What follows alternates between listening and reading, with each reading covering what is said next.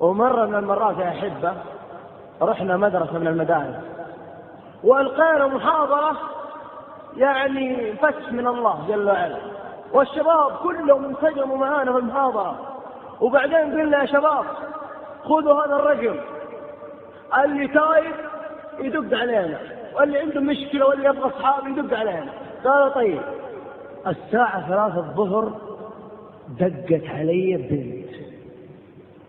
ألو؟ قلت ألو؟ قالت شيخ بدر؟ قلت ايوه معك بدر. قالت يا شيخ أنا عندي مشكلة ممكن أقابلك؟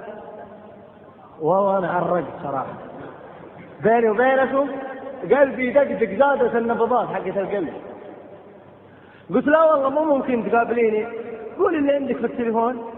قالت والبنت صوتها يطرح الطير وهو طاير.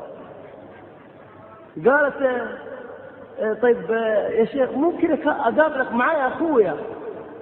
قالت معايا. قلت لا والله قولي اللي عندك في التليفون قولي.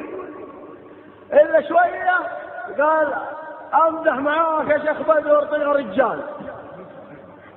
والله يا أخوان أنا عرقت، لو قدامي أصبع بالجوال.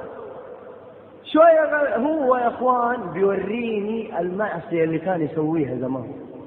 قال لي يا بدر 14,000 ريال أخذتها من الشباب بالحركة هذه. كيف؟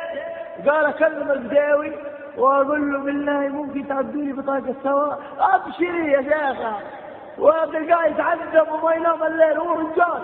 والله يا أخوان قبلته طح شعير ما أدري كيف يقلد صوته بالصوت صح.